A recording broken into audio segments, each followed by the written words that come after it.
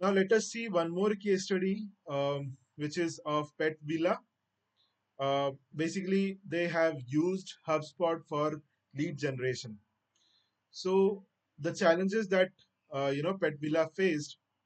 So Pet Villa faced low lead generation and a poor mobile experience that hindered customer acquisition, and hence, since they have generated a very low lead, and then their mobile experience is too bad, therefore they were having issues in the back end to run the sales initially, right?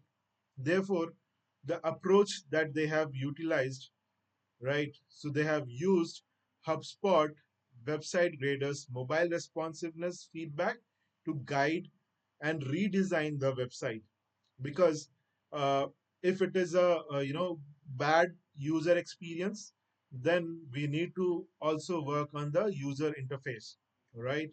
And therefore they have redesigned their website, making sure they focus on SEO strategies and refreshed website content for targeted visibility. They have implemented all those SEO, strategies on their website, making sure their website is visible, right?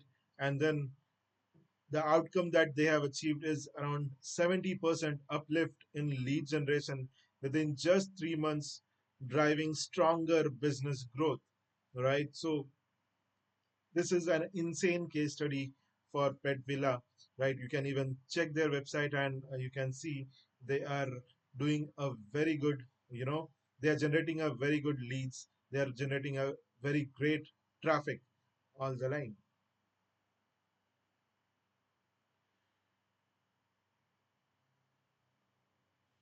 Now, there is one more tool.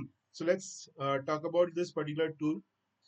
Just like HubSpot website grader, we have Google Page Speed Insights, right?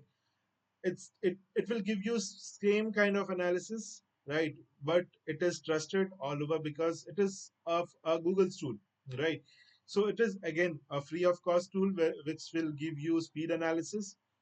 It will assess your page load speed and UX on user experience on desktop and mobile devices. And then it will also tell you the criticalities of your website, like is your website loading fast or is it very slow? Is your website ranking better on search engine platforms and engage users efficiently? All these things it will convey you, right? So even a 1 second delay can decrease conversions by up to 7%, highlighting the importance of optimization. Therefore, Google Page Speed Insight specifically give you all these databases, making sure that your website, you can work on the actionable recommendation in the backend and do better, do optimize your website in the backend and make sure that your website works great. So if you see how it works, right? It's simply you need to just enter your website's URL in PageSpeed Insights to generate a detailed speed report. Uh, so basically, it will give you recommendations. Uh, it will review diagnostics, highlighting slow elements and opportunities for optimization, basically to make you aware that your website is slow due to certain reasons. Now, to make sure that you implement all those things, implement the task, making sure that you make your website faster, right? So implement improvements. It will tell you, like, either you need to optimize images, you have to leverage caching and minimize code to boost load performance. All those improvements it will showcase and it will suggest you specifically. And in the back end, you need to make sure that you resolve all such issues that is hampering the speed of your website. And hence, if you do such things, definitely your website speed will increase over the time. Now let's take another uh, case study, which is Craft Nest Interiors. So Craft Nest Interiors are one interior designing agency which does a great job in terms of setting up your interiors. B2B is it, if it is B2B, and they take care of B2C things as well. Now the initial challenges that they have faced are like slow loading websites, leading to significant bounce rate and lost potential clients. Therefore, the steps that they have taken, uh, they have optimized all the images for faster loading without quality loss. So I'll give you one example. So let's say I am creating one website. While creating the website, if I come across the images that I need to put on my website, first of all, we need to make sure that image is of a good quality. When I talk about good quality, it should not be very heavy, right? It should be optimized well, right? And basically, while saving any image, we give like img dash 1234, some numbers specifically. But then this is a very wrong practice.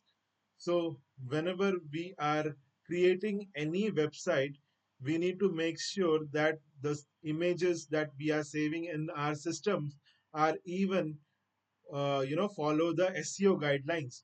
So what SEO guidelines, we call it as alt image text. So while saving the images on our system, also we need to make sure that we name the image properly, that describes the image, right? So that describes the story, that describes the graphics. All those things we need to make sure that we give relevant name to that image, because while setting up in our CMS platform, the same name, all text image, or the text which is associated with the image, comes on the website, that gets uploaded on the website. So this way, if someone, for example, is searching for a herd of sheep, right, and let's say the herd of sheep is there, the image is there on your website, then they'll land up on their website directly. It will rank up on your on the Google search engines, right? So we need to make sure that we optimize all the images for faster loading without quality loss, and we put up all text image, right? So again, they have also worked on optimizing images for faster loading, and hence, and also they have enabled browser caching to reduce repeat load times. So what is repeat load times? So basically, if I generally open your website on the first for the first time on my mobile phone, or on my particular system, right? So one time it will load. So let's say if that website is taking a lot of time to load, and then again I'm bouncing back from that website, and then I'm doing repeatedly, trying to access that website again, it is giving me a long time to load. That means we need to make sure that we have to cache the browsing speed, or the we can in the backend there is a caching in the CMS platform, we have the caching uh, option. We can reduce the cache, right, and we can clear the cache basically, and then uh, we can minimize the CSS and JavaScript to streamline code execution. All those, we can even do it in from our end as well, if we are so we need to understand some of the nuances in this, right?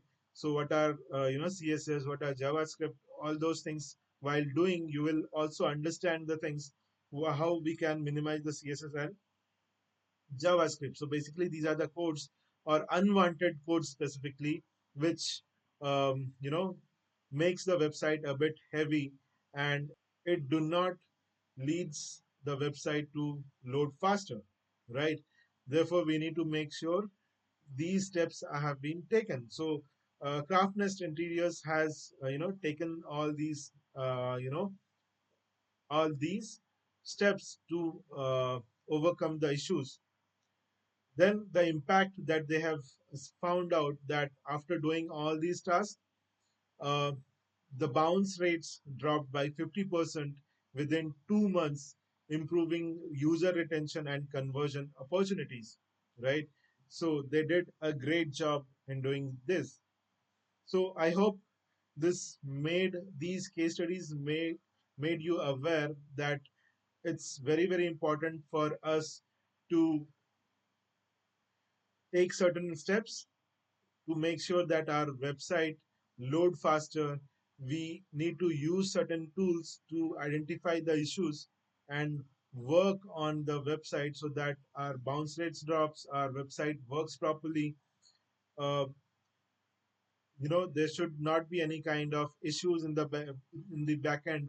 We need to minimize the css and javascript so that we streamline the code execution, right, making sure our website works great. So with this, I would like to take off your time. Thank you so much for being with me.